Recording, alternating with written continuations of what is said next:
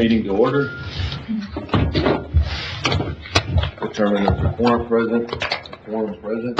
Commissioner Wardlaw is here. Commissioner Vasquez, Commissioner Middleton, Commissioner Flores, and myself, we have a quorum. Now will please rise for the Pledge of Allegiance. Commissioner Vasquez, if you would lead us in that, please. I pledge allegiance to the flag of the United States of America and to the republic for which it stands, one nation, under God, indivisible, with liberty and justice for all. I think you need to put prayer on here. I think we need to pray. My wife has actually said that, how come we don't do it? He says, everybody else does it, why can't you start with a prayer? I said, well, I wouldn't be able to do it, that's not crying, so we have to try to get somebody else. All right. Approving minutes, number 4, approving minutes from Move. Second. Have motion, Commissioner Nettleton, second Commissioner Flores, all those in favor? Aye. 5-0 vote. Citizen comment, there's nobody here. Let's turn any of them in, so we have none. Item 6, approving monthly reports from elected officials. Have a motion, Commissioner Flores. Second. Second, Commissioner Nettleton, all those in favor? Aye. 5-0 vote. Approving bills for payment. Move. Second. A motion, Commissioner Nettleton, second Commissioner Flores, all those in favor? Aye. 5-0 vote. Presentation by Rolando L. Rios, redistricted attorney on 2020 redistricting in Valverde County. Is he on the line? Yes. Is he? Can you hear me, Judge? Yes, sir, sure can. Okay. I wanted to go ahead, my presentation will take no more than 10 or 12 minutes. Can we share the screen? He needs to share this. You need to share, well, Ram will get with you. Ram says you need to share it. You need to poke on it. Okay. All right, and he is right, as usual. Can you see what I have on the screen, Judge? Yes, sir. It should be the handout that you should have gotten. The census is probably the second most important thing that the federal government does next to defense, because it is the basis upon which this democracy allocates the most important resources it has. There's the two most important resources. One is political power, and the other one is federal funds. You will recall that in 2010, Texas gained 3 new congressional districts. This decade, we're going to gain 2 more. And New York lost one because they were 80 people short. And so we're gaining, in the country, we're gaining the most number of new congressional districts than anybody else in the country. And along with that political power, every congressman represents political power, and it also represents tens of billions of dollars insofar as federal funds. As you know, many of the federal programs, Medicare, Medicaid, are based on census data. Now, we have had 24 censuses since the beginning of the Republic in 1776. And every decade, on the decade year, and the decade year is like 1990, 2000, 2010, 2020. The census is conducted between April and October of the decade year. In those 8 months, the federal government attempts to count every person in the country. There's over 3,200 counties, down to the block level. Well, in 2020, between April and October, was the first time ever that we had a major pandemic going on in the country. And it created enormous problems for the Census Bureau insofar as getting census takers out to count people. And at the same time, there was a lot of demagoguing about non-citizens. So a lot of people of color would not fill out any kind of federal form.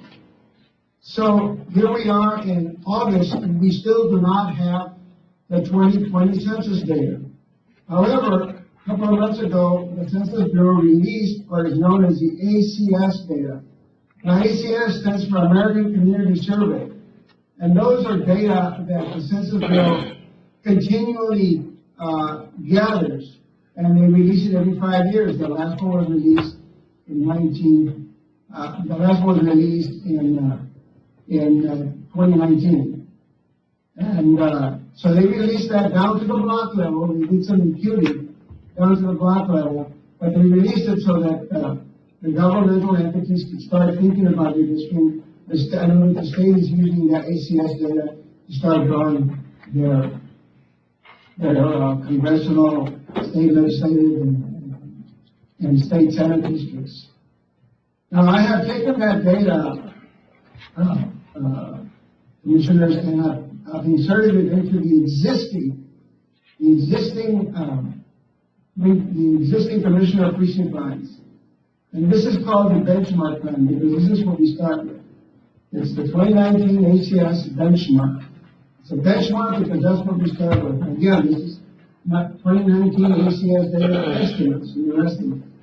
Plugging that in, and the data is right in front of you. The totals that I have shows that precinct 2 is the fastest growing at 13,000. Yeah. Precinct 1 is the lowest number. Now, the way you figure out the ideal is you add your total, and you've got about 49,000 people in the county, according to the ACS estimates. You divide that number by 4, and this is your ideal, 12,242.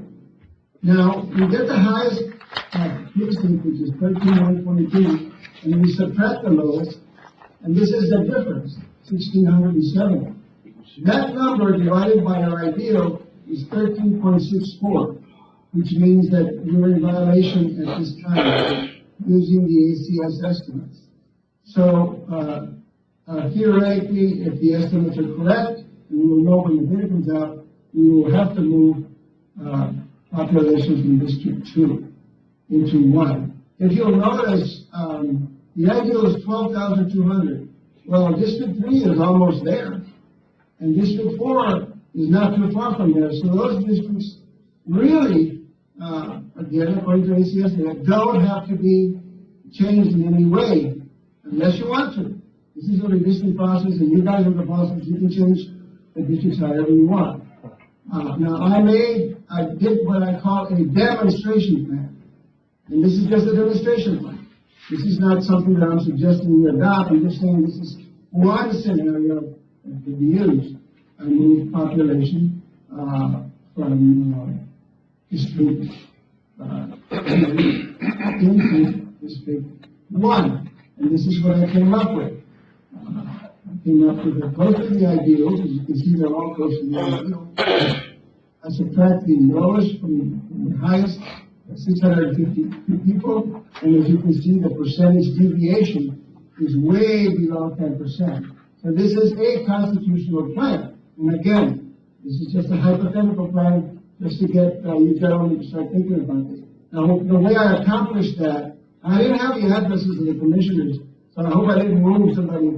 I've been trying to get those. I hope I didn't move any commissioner out of the precinct. But all I did is I moved this area. Mr. Rios, real quick, these are estimates, and Jesus Christ, you know, all of us sort of gasp for air right now because precinct 2, if you look in our county and you go back and see the growth, it's in precinct 3. We've actually had 800, 900, around 900 acre growth and development in precinct 3.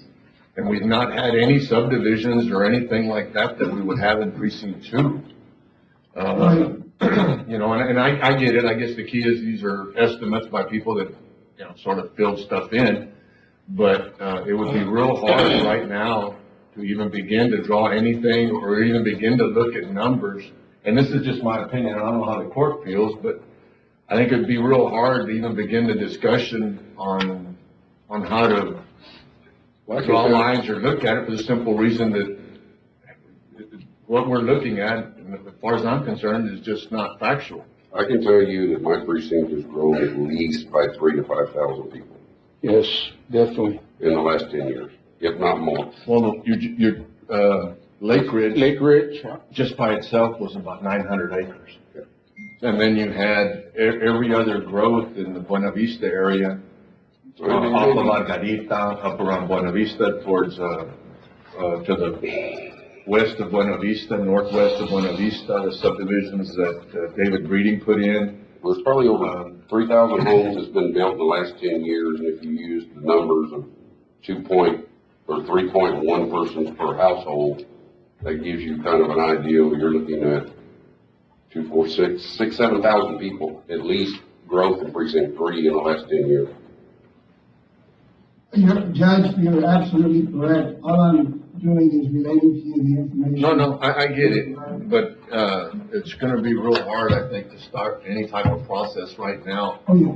Oh, yeah, absolutely. You know, I mean, you're We just will trying to, know, like I said, by the end of the month, as soon as the actual data comes out, we'll plug them in and then send them to you, and then you can start, then we're dealing with the real numbers. These are just the preliminary, ACS numbers that we are using. And this is just food for thought, when we actually get the actual numbers, I'll send you something right away with a benchmark, and will not make any changes, until I get feedback from the commissioners. So we're expecting numbers by the end of the month? Yes, sir. Well, the official, information is that they're going to release it August 16th. Okay. And that the providers that provide this data will have it to us in about a week, and they have to, which is gonna be tough too, because the state is going to have to redistrict the House, the Senate, and the congressionals, in probably September or October, and then the primaries are in November. We've never had the situation before, like I said, so it's gonna be pretty crazy. But at least we've got a general handle as to what might be going on in Verde County, and that's basically all I wanted to present to you, Judge, Commissioners.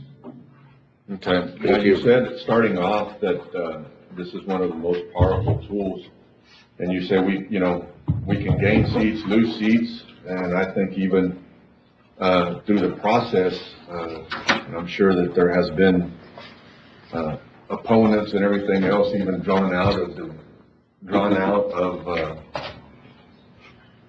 I guess of different precincts. So this is something that we need to take really serious. So, again, until we get the hard numbers or get the true numbers, this one here, I wouldn't even look at it, because it's just not right. I mean, there's nothing there. But we appreciate the presentation. Did you have more, Mr. Beals? I'm sorry, I didn't mean to cut you No, off. that's just it. I just wanted to alert you to what's going on. And like I said, Judge, as soon as I get the actual data, I'll send it out to you. And if I could get the addresses, it might be helpful, so that I don't redistrict somebody out of the district. Well, we'll get you addresses today. We'll get you all the addresses today and make sure that you keep them in their district. And the ones that don't, and the ones that want to move, we'll get you their address. But no, we'll get that to you today, Mr. Beals. We appreciate the presentation, and when you get your numbers, if you could please come back to us, just as soon as you get them. Absolutely, Judge. And I'll we'll give get the you. record to you, and then you can share with the commission. And I know that they had, sent you a list of commissioner court dates, that way, sort of plug you in there and get you in your gun. All right? And the other thing, Judge, just one more thing.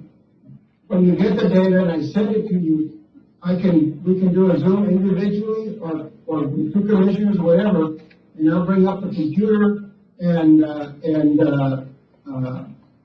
draw a plan right there in front and have the results for you right away. I just want to make sure the commissioners realize we can do that. Okay. And I think that's what the last time was. Everybody took a trip up to your office and tried to figure that out. But, I mean, I think the first meeting, maybe if you'll, Zoom in, and then let us all, get the information, and then we sort of digest it, and then we start having our meetings with y'all one-on-one. That way we're not, but if you can just get us the information to all of us, together the first time. Yeah, well, let me just show you real quick.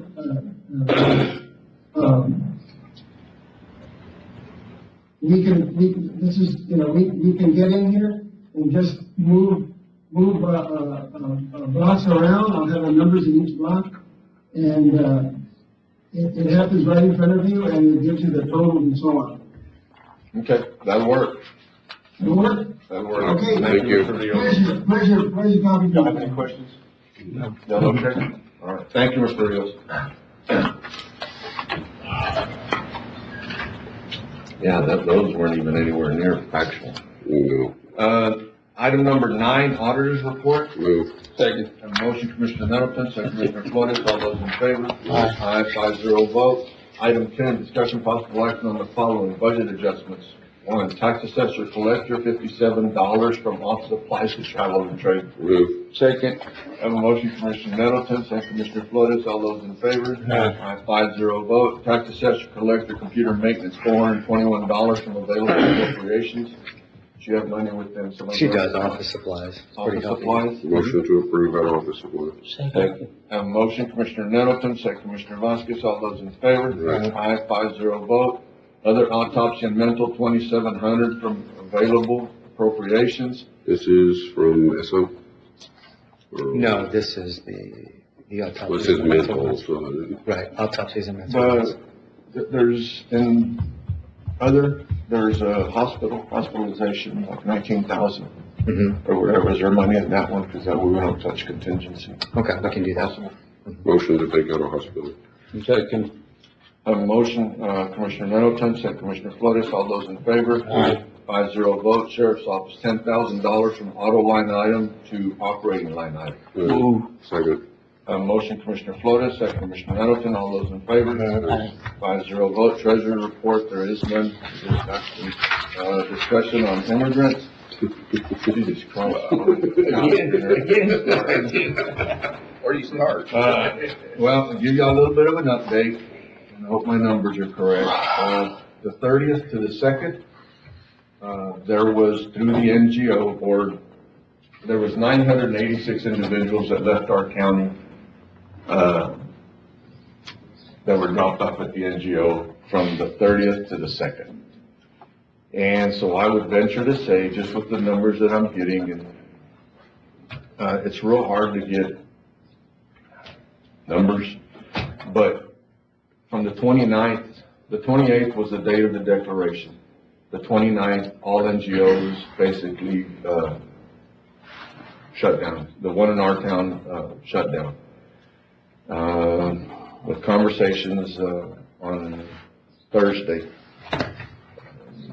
they tried to open back up. They have opened back up and trying to work within what Governor Abbott set aside or did, his declaration. So, like I said, there were about 986 through the NGO total. The numbers that I'm getting from the 29th through yesterday, there was, Border Patrol has released somewhere around 1,200 individuals since the 29th to the 2nd.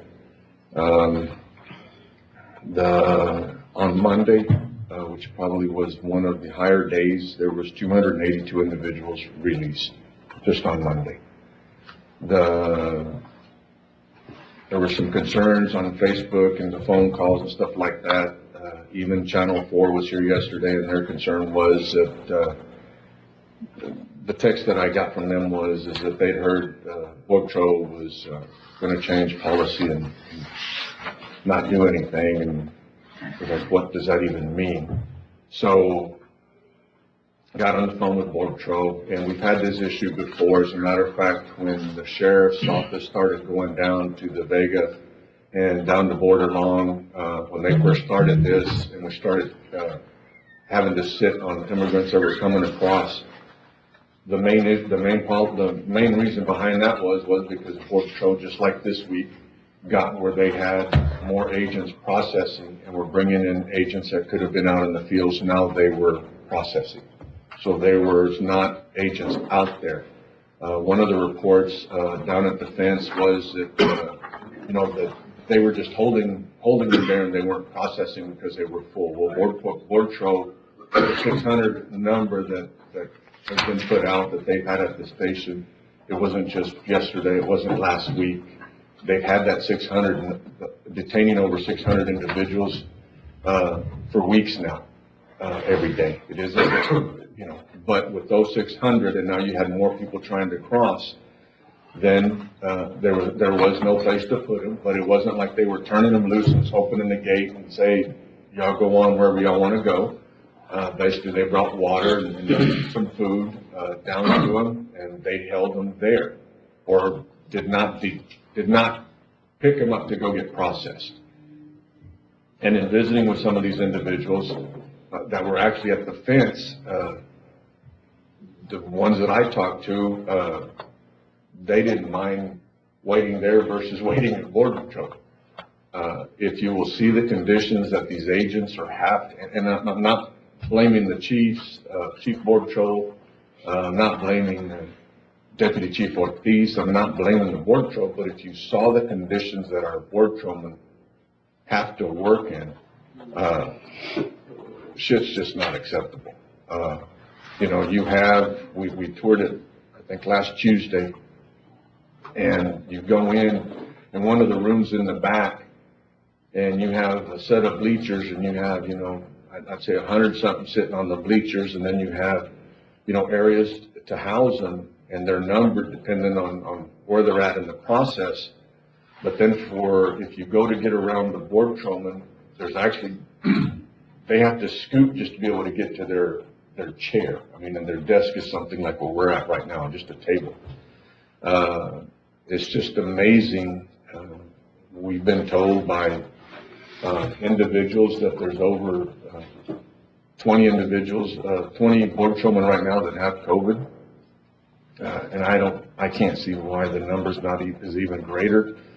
You have our ICE and Border Patrol, again, not their fault, but they are not testing. And, you know, what I was told is they're not testing because at the point that they have a positive, then what are they going to do with them? Because their facilities are all full. You know, it's a shame that we're having to deal with this because it should not be our problem. And we keep being asked, you know, what would we do? Well, for one, the decisions that we would make, I think we could come up with some decisions, and but they really wouldn't matter. I mean, it's just we're not the ones steering the boat. We're not the ones in charge. But I'm gonna give my opinion. We have laws. If you would hold them on the other side, if you come across the water, you are illegal aliens. You are illegal. At the point that you come across, you get caught, my opinion, get caught, get fingerprinted, get your picture taken, and send you back across. If this administration wants to let people in, and that is their goal, let's do it legally. Let's set up a place where they can come across the bridge. If you're going to do whatever Border Patrol can process, 100, 200, whatever that number is, you process it. And then if this administration wants to turn them loose, then let's do it. But let's do it in a more orderly manner than what we're having to deal with today. You know, I'm not saying that that's the right way to do it, but if this administration, in my humble opinion, wants to let them in, there has to be something different than what the hell we're going through right now.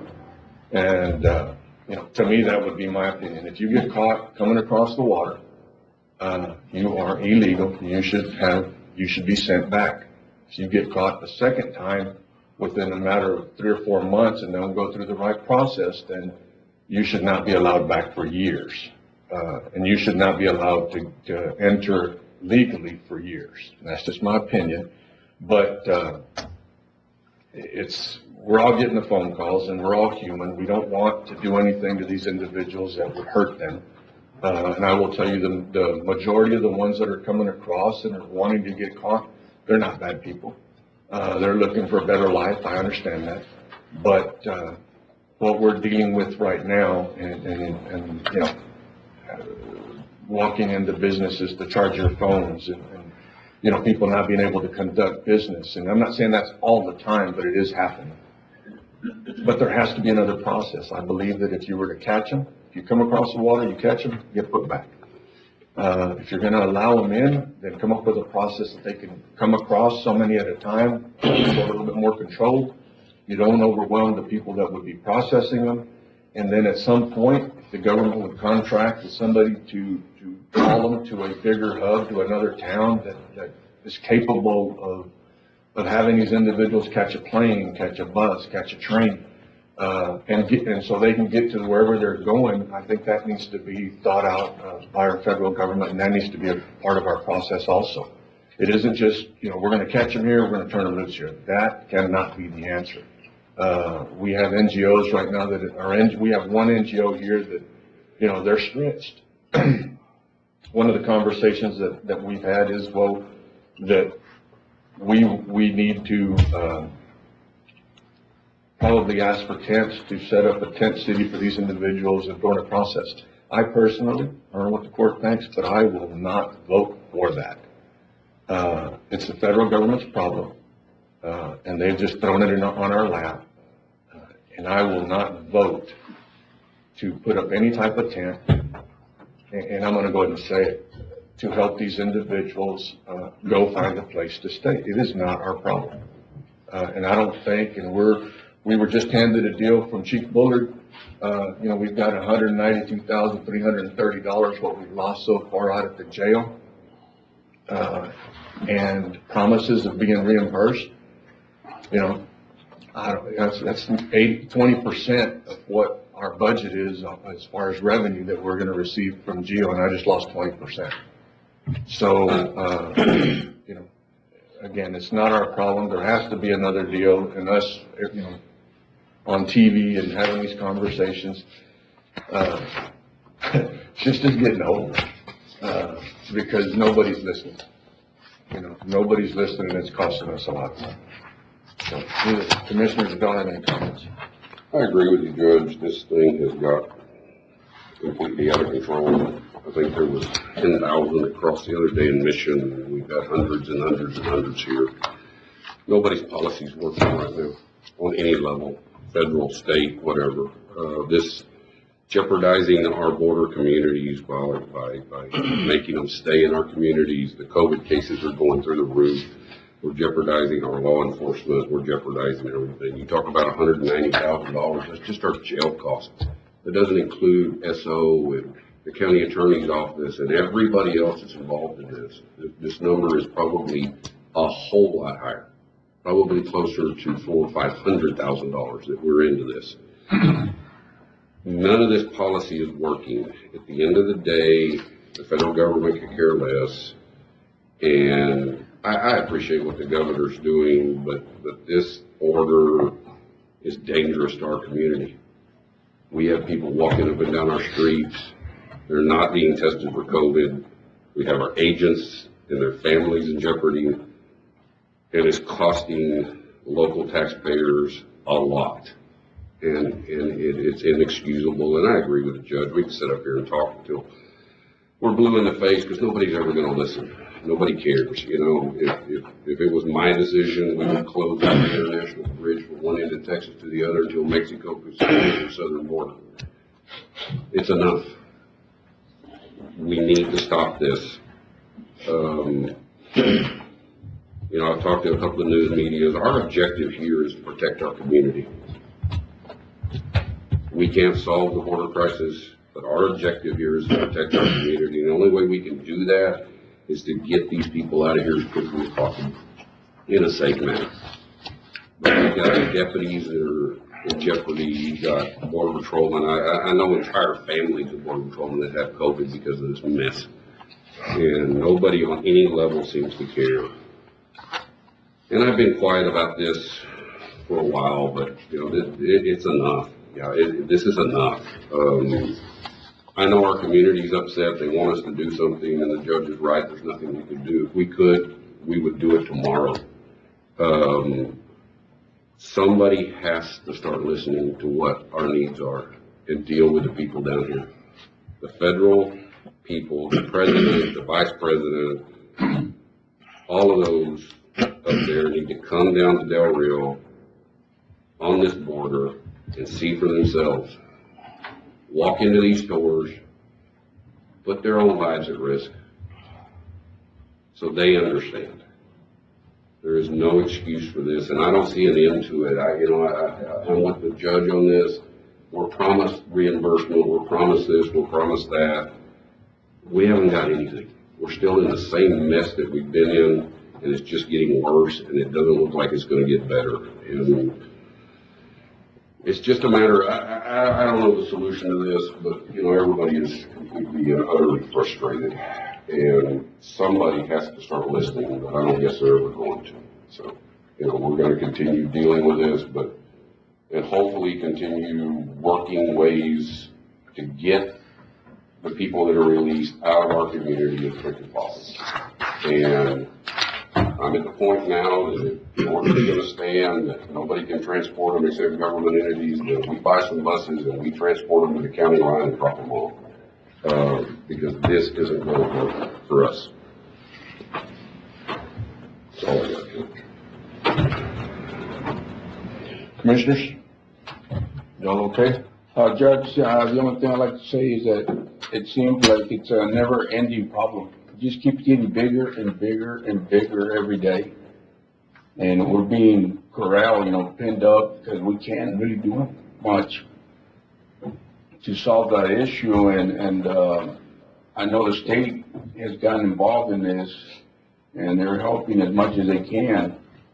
But the feds are just completely staying out. They're not helping us.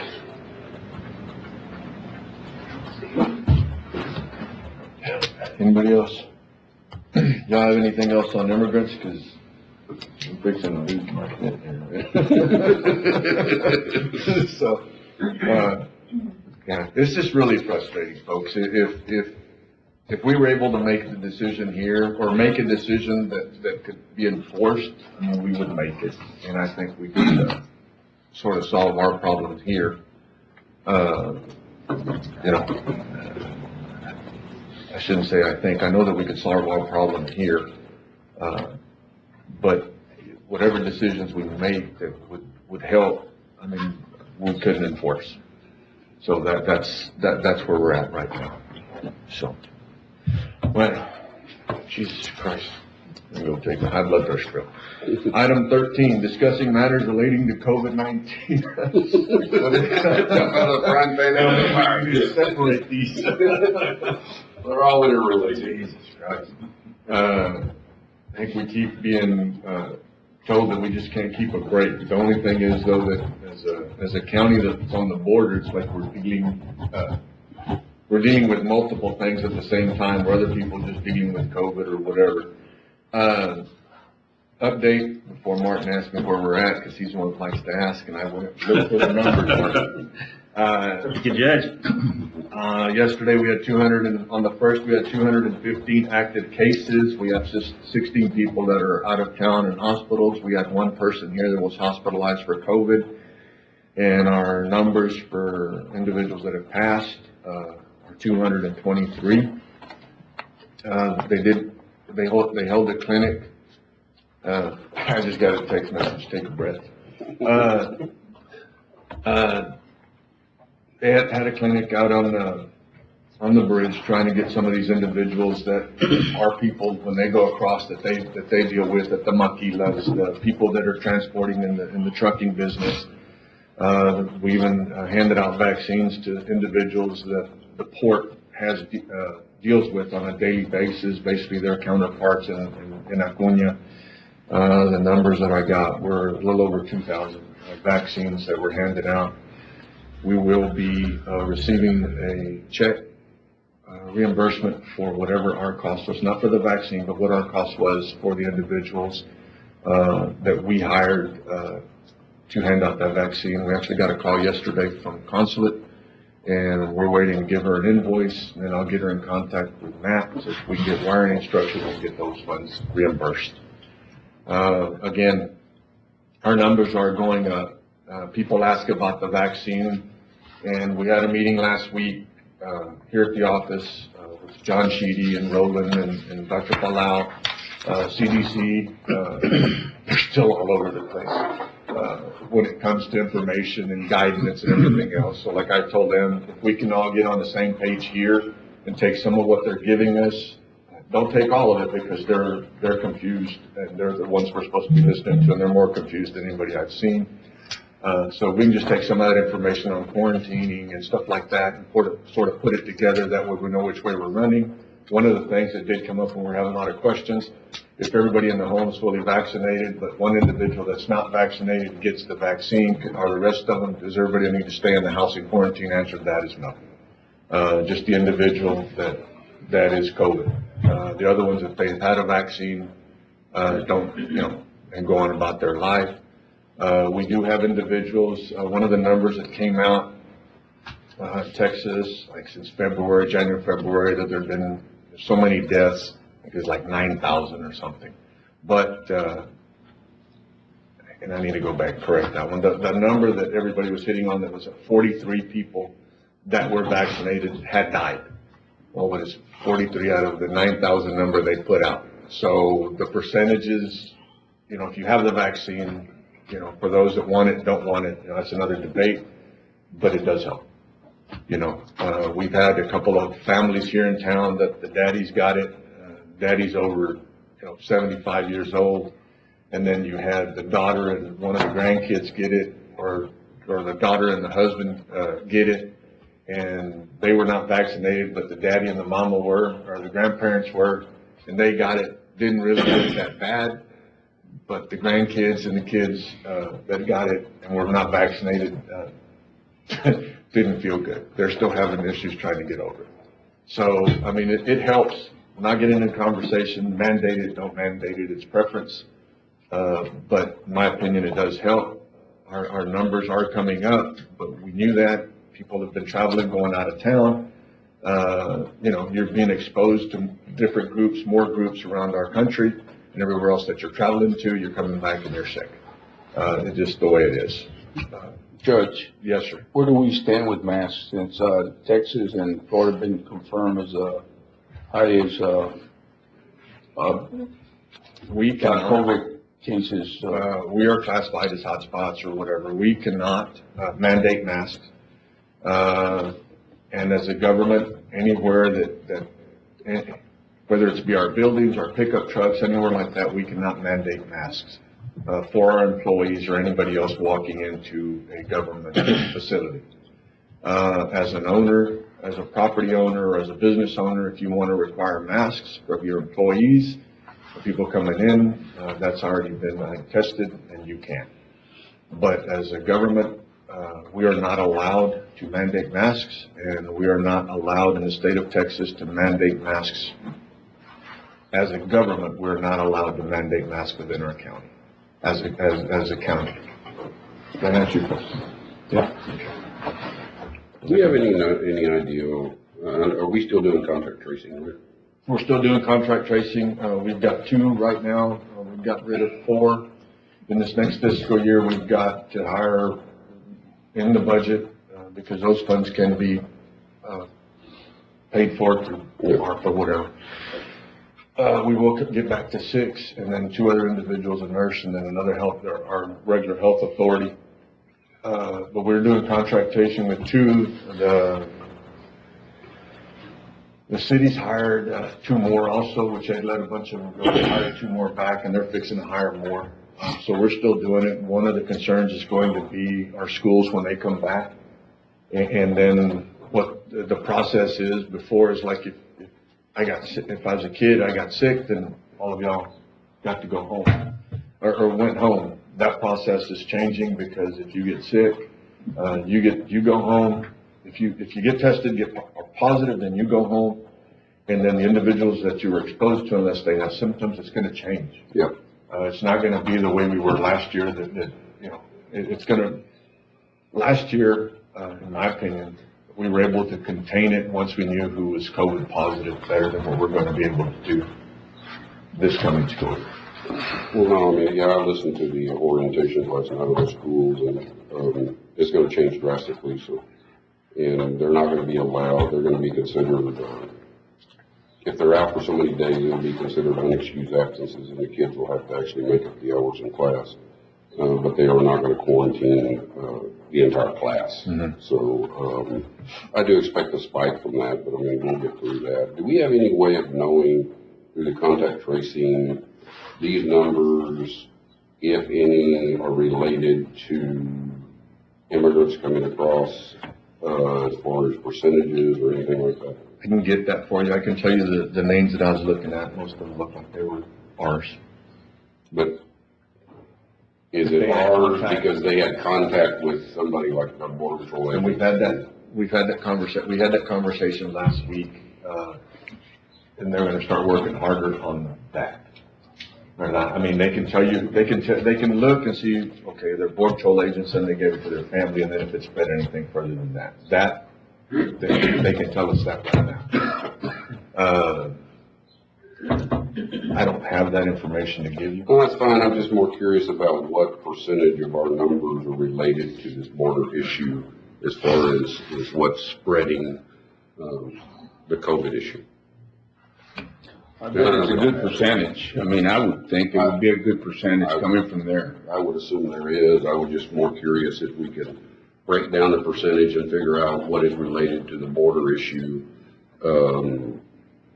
So that since we passed an order to protect the state from the spread of COVID, I want to know what's creating our problem in our county. Okay. We can get you that number. Anything else that's related to COVID-19? Go on to something a little happier. Yeah, let's give a stage to somebody. They can drink and be happy at the plaza. Did that all just come out? Yeah. Discussion possible action on request to use and set up a county stage for Brown Plaza Association event that will be held on September 14th and 15th, 2021. Move. Second. A motion, Commissioner Nettleton, second Commissioner Flores. All those in favor? Aye. See, Gus, and it was a tie, and I still gave it to you. I should have given you that. So, I don't want you to tell me that I forgot about you. Discussion of possible action to approve, and don't tell your mother this. You're picking on me, yeah, right? I don't want the phone call. Discussion of possible action to approve the interlocal agreement for fiscal year 22-23 with the Regional Public Defender's Office Local Government, Cooperation. Is that our murder case deal? The capital murder. That's a capital murder. Did anything change in it? It's the same thing. Motion to approve. Second. I have a motion, Commissioner Nettleton, second Commissioner Flores. All those in favor? Aye. 5-0 vote. Discuss possible action on matters relating to Valverde County Flood Infrastructure Fund, Texas Water Development Board loan grant. Jesus Christ, that is wrong with Carl. This one is the tower? This one's the tower? This is the 290 and the 110?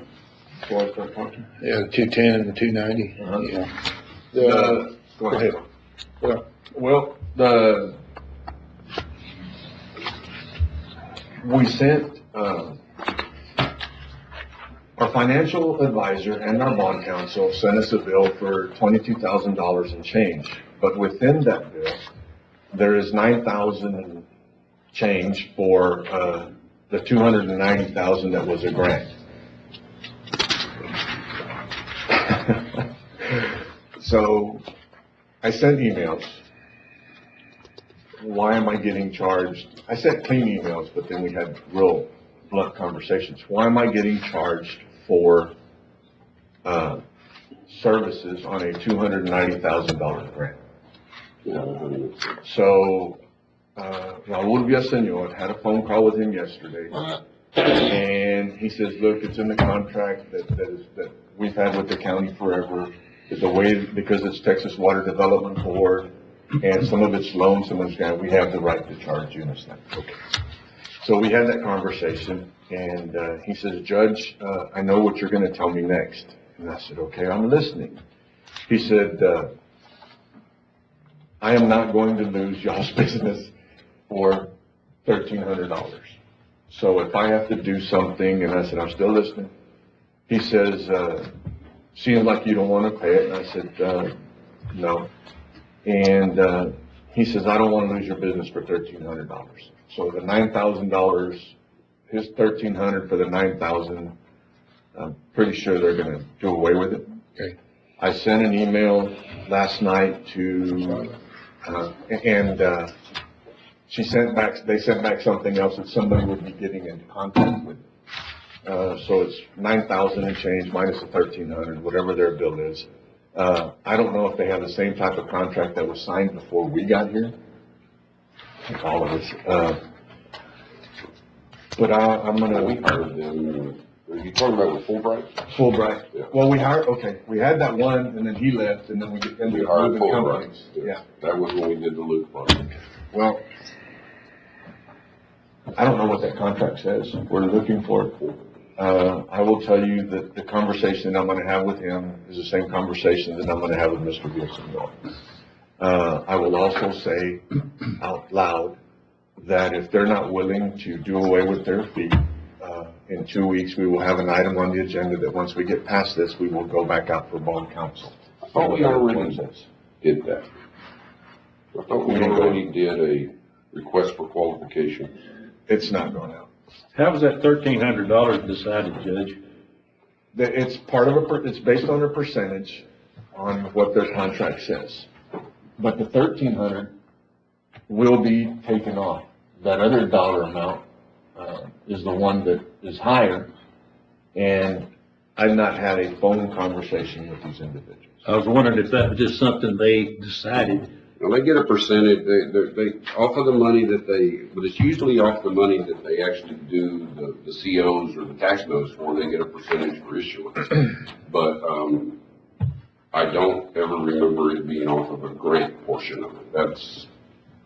So that'd be a And it's percentage been a of long 210? time since I've seen that contract, so I can't tell you for sure that's the way it is. But their fees are based on a percentage of issuance, so the more money you borrow, the bigger the fee, the less money, the less fee. You know? A big percentage of the 210, Yeah, like a 0.5% or so.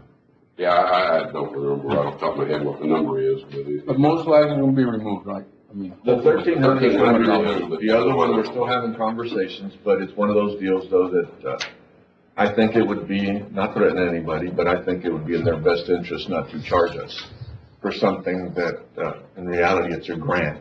And I don't know how much work they're doing on it, but it can't be much because it's a grant. Yeah. I can understand the charge on the 210. One of the other conversations that we had yesterday also, that Carl and Tom put together was, this money, they're trying to check and see if we can take it out at closing, which I think that door's probably already closed. I think you're still working on it. They're gonna try to see if we can get it at closing.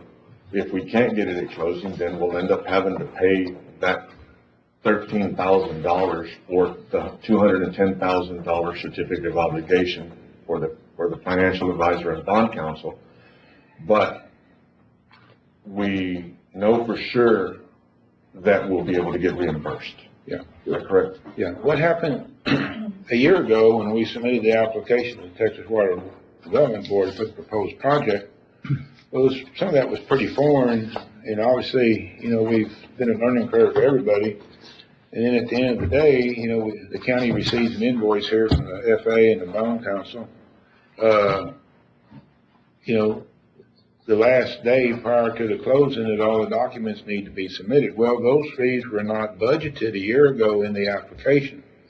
So to have those fees paid at the date of closing, which is August 16th, everybody's scrambling to make that happen, and it's not going to happen, because it's a timeline deal. But Texas Water Development Board yesterday did mention that they were certain that we could amend the budget and amend the task and the budget items in the complete package, and then at some point after it's closed, request reimbursement for those fees, if those fees are still. And I guess the main concern was, and you just hit the nail right on the head, is that everybody's learning. This one here, because we didn't even know we were gonna need to go out and, go through the process of actually borrowing it, because this is gonna be the same people lending us the money from day one. Right. Which even that was new to them, because they've not gone through this process. Right. We keep being told all the way through it that we're still learning. This is a process that I don't know whether we're the first one to do it, but it seems like, they're learning with us, Yeah. which they've been real good about it. Yeah. Yeah, the gentleman yesterday mentioned it, they were learning on their end as well. Well, that's because the water's been Water Development Board changed their policy. You know, they used to be low-interest loans, you just signed an agreement with them and they loaned you the money. Now they've decided to go a whole different route, and it's kind of confused everything. So it used to not be this complicated when you did one of these projects. It was simply a document that they loaned you X number of dollars, everybody signed off, you proved you can make the payment, and everybody went on with their lives. Yeah. But they've changed that process completely, and if we do further projects, we'll have to think about that. Yeah, I may add, you know, the loan is a 0% interest loan, but, you know, I've never seen a loan yet you have to pay back. Yeah. But it is a 0% interest loan, but, it is what it is at the end of the day. The other deal was this guy's name, which at the beginning it was like, do you open the email, don't you? The guy's name is Cody Ransom. So our IT guy put his email in quarantine. Do you know this guy? Is that really his name? Ransom. His name is Cody Ransom, yes. Are you sure? Have you checked? It is, bro. Sorry. So we had to deal with that one at the beginning. Like, Cody Ransom, is it true or is he gonna want something? Yeah. So do we need to take action on this? I can just for information. I mean, it's information. Item 17, approving A 1024 presentation, section 3, goals pertaining to Texas CDBG program. Y'all need action on this? I may just add, this is a new policy that went into effect, July 1st, and so it affects every new and every existing project, that's funded with Texas Community Development Block Grant Funds. And basically, at the end of the day, they're trying to, target,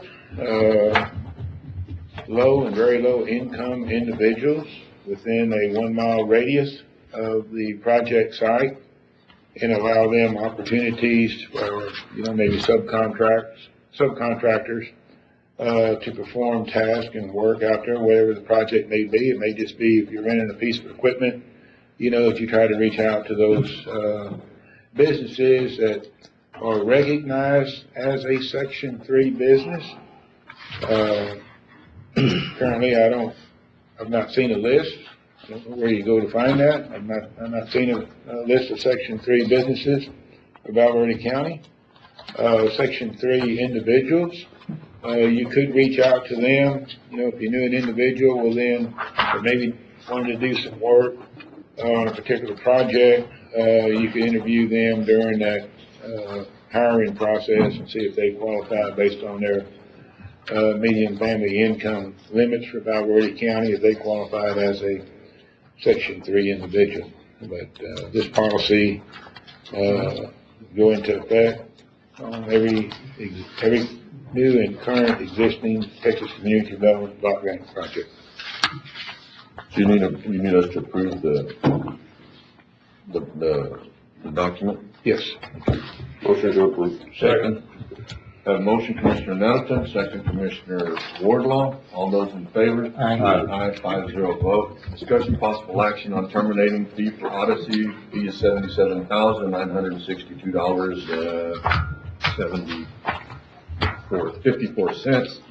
We have a little bit of money in our regular contingency, and then we have some money also in funds that we've been using for COVID that would make up the difference. Motion to approve and take it out of the contingency and the COVID. Second. Unless you have something else? Yeah, sure, probably a better idea might be just take it all out of that COVID account, concerning the COVID expenses now going forward. We're gonna switch to ARPA. There's 99,000 left in that, along with the expenses from March 3rd are gonna be reimbursed, so there will be more, budgetary relief coming in there. All right, I'll amend my motion to take it out of the COVID. Have a motion, Commissioner Nettleton, you second? Second, Commissioner Vasquez. All those in favor? Aye. 5-0 vote.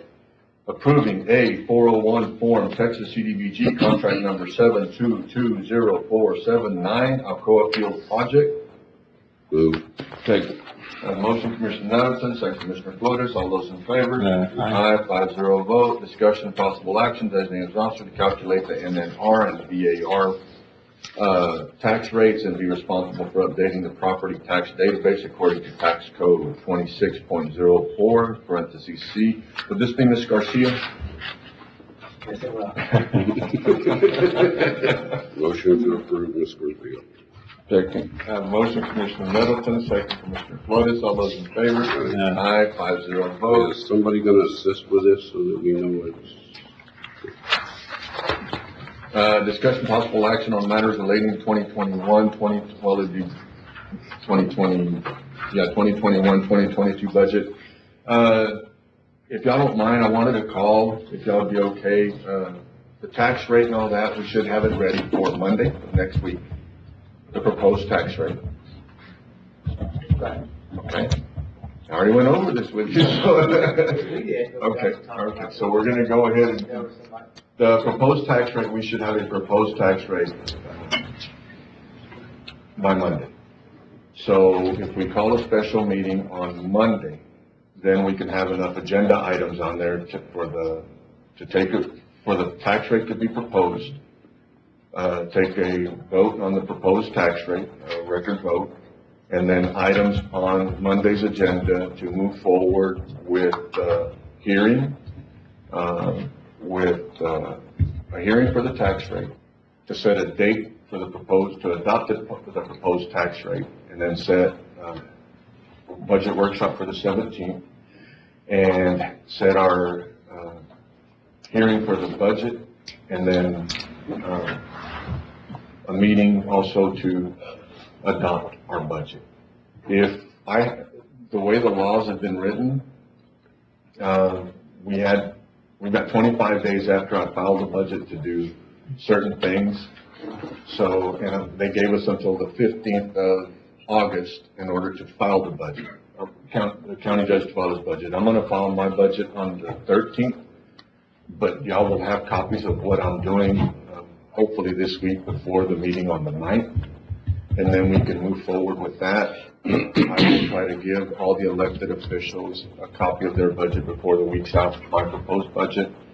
And then we can move forward on the 9th with we'll have enough items on the agenda in order to move forward through the process of getting done with the budget. But in reality, when we visit on the 9th, we should be able to have our budget probably adopted on the 30th of this month, 31st of this month. There's certain things that we can only have in a regular meeting, we can't have in a special called meeting. And I don't remember if the tax well, rate it's was one of those. the one that really sticks out in my mind is to levy a tax. When you go to adopt the tax rate, it says in a regular commissioners court meeting. But we've gone round and round, and they have found, I guess, y'all have found cases that has been tested, or Attorney General's opinions that say that as long as it is a county commissioners court meeting, it is a regular meeting. So I think we'd be covered either way. Yeah. There is some stipulations on there. Some of the votes that we're taking have to be record votes also. But it looks like, on the 9th, we'll get a schedule together for the court. And then if that's approved, then it looks like we should be able to have our budget adopted by the 31st, which is running really quick. Okay? Which would get us ahead of the September 1st new laws going into effect. I don't know of any big effect, anything like that. We got some fee changes. That's the 1351, the one that's causing, 57, the one that's causing this, has already been adopted. Yep. Okay. But if y'all don't mind, I'll get a meeting for the 9th. A commissioners court meeting for the 9th, and then we'll go over everything in order to be able to get the budget moving. Y'all okay with that? Yep. I'm gonna do my best. Okay, got through my stuff. I'll see y'all later.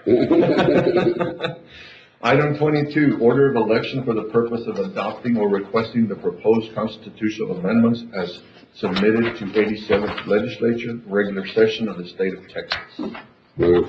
Second. The motion, Commissioner Middleton, second Commissioner Flores, all those in favor? Aye. 5-0 vote. Item 23, request the use of county-owned buildings, Old County Court at Law Building for early voting.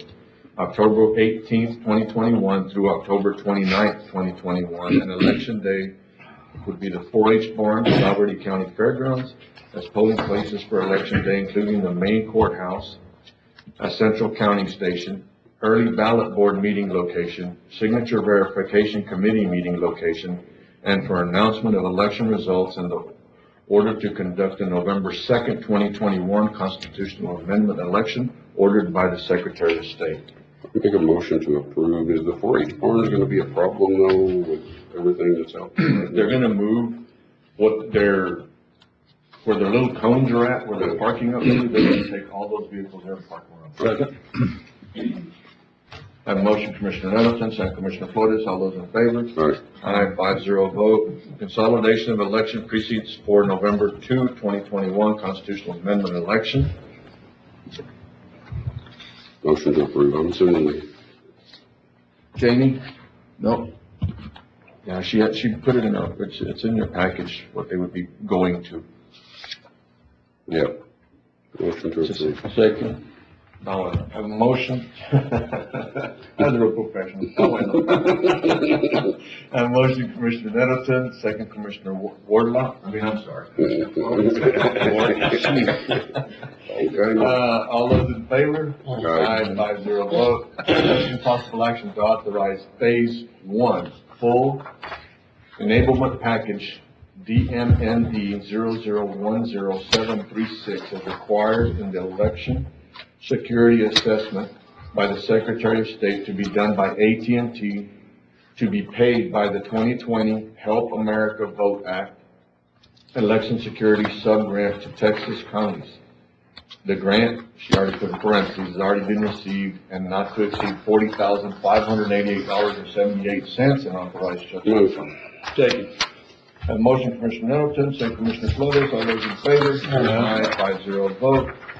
Item 26, county general taxable value, $3,215,784 and, I think you're right. Yes, billion, dude. Yeah. I lost my comments. $3,215,784,561 as certified by the appraisal roll, rolling stock value. Make sure I get my comment right. $14,485,073 certified by the comptroller's office, minus Free's taxable amount of $388,236,716, and transfer adjustments are 0. So we need to adopt these. She just needed to present it. It didn't say that we needed to take any action on it. Where are we at on, this is still short the, under protest? Yes. No, this is certified grant. Okay. So it includes the protest? It does. But we don't know what that number is until the protests are over. Until the protests are correct. This is So this number will change. So are we sure? I'm sure, yeah. Because I asked a question and it was the other way. So you're, Okay, who'd you ask that to? Ms. Garcia. I guess that could be a possibility. Well, no, I mean, I'm just that's- curious now because- she talked to you since I talked to her last week. The paper I saw from the appraisal district showed 100 million in protests. It does, that's the taxable value of what's in dispute, and what that ended up gonna be, we don't know. But that's not included, that is included in there. Correct, that should be included in this, yes, that's what's supposed to be presented, not the ARB approved, should not be presented. Right. So I guess the same would hold for our farm to market then. That's correct, and just, rolling stock is also included in that. Okay. Just so we're clear, I want to make a motion to accept the values as presented, just so we're clear. Okay. Have a motion, Commissioner Nettleton, second.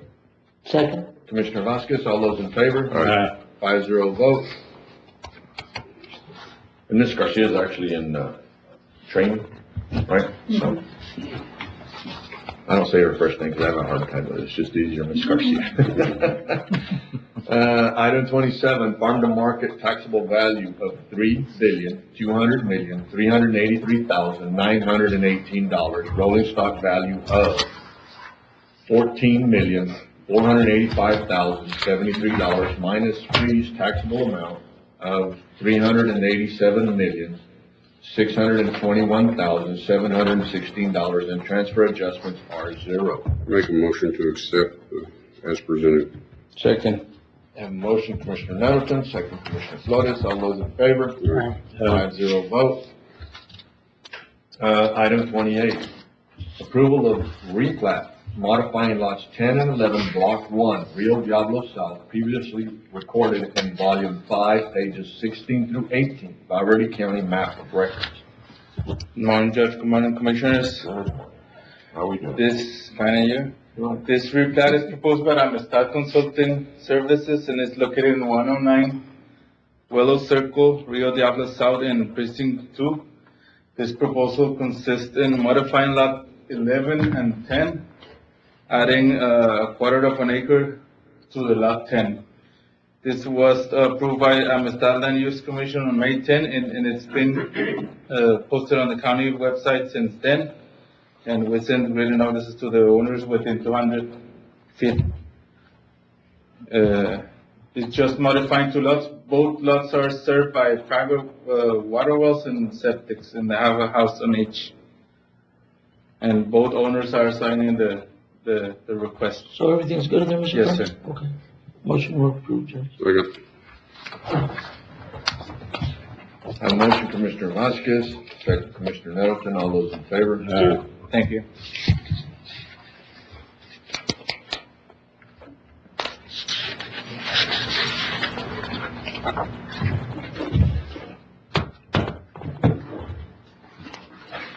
I just got an email from our bond counsel. And I'm gonna have to go through it on the $290,000. I'm gonna have to go through it because it seemed like she went up. Maybe I should have left her alone. Okay. Item 29, discussion possible action on an MOU reference Kinney County utilizing the Valverde County Temporary Processing Center for transportation of inmates. I guess in the initial reading of it, it's like a little bit scary just to make sure that we're not getting charged anything. Which I think that was a conversation that the sheriff had already had, and they said that since it was just the processing center, they would be going through, and it's just for the purpose of being transported, not for the transportation, not for the processing of it. Is that correct? Correct. What we're trying to find out is if I get transported from Kinney County over here and I get sick here, who's paying the bill? There are some letters from Brandon Wood, who is in charge of the jail commission. He says that Kinney County will, but there's nothing from Kinney County that says they're gonna pay it. And we've already had some COVID people that came from there. And the question is, are they gonna pay for it? We're gonna pay for it. We wanted an MOU that says that Kinney County is gonna do it. But now then, Iowa Patrol is gonna bring everything that they arrest over there to that facility and book them in, transport them to Dillon. So if we give permission to sign the MOU, I mean, it's one of those deals that, you're not gonna sign anything until you get those questions answered? Yes. But then the MOU doesn't confirm that we're gonna get paid. I mean, we need to get something in writing from the judge and commissioners over there that they're committing to doing that. Because I don't think the MOU will hold anybody responsible. But the whole thing would be as though you wouldn't sign it until you get those questions answered. Correct. And you bring it back to our county attorney to make sure that they are answered. Until the county attorney approves it. At the end of the day, we can't assume there was in any way, shape, or form. I'll make a motion to approve pending the county attorney's review, the approval that it doesn't cost us any money. Second. I have a motion, Commissioner Nettleton, second Commissioner Vasquez. All those in favor? Aye. 5-0 vote.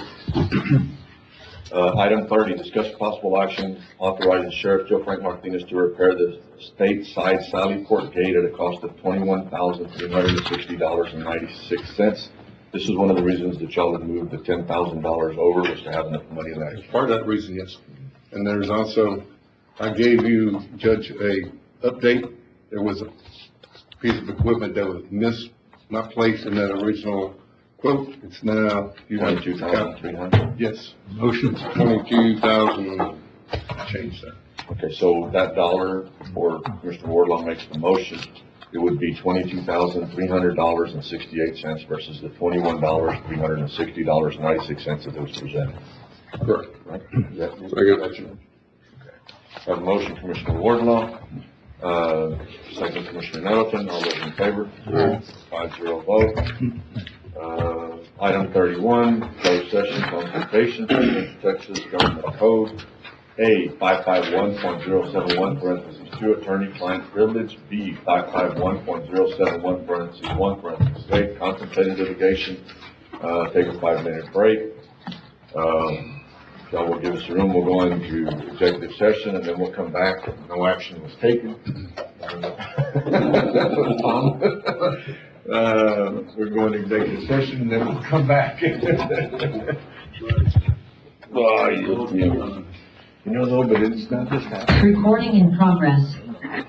Never mind. Are we good? We're good. Court will come back into session. It is 5 till 11, or 10:55. Glass is half full, not half full. Tom, there was no action taken.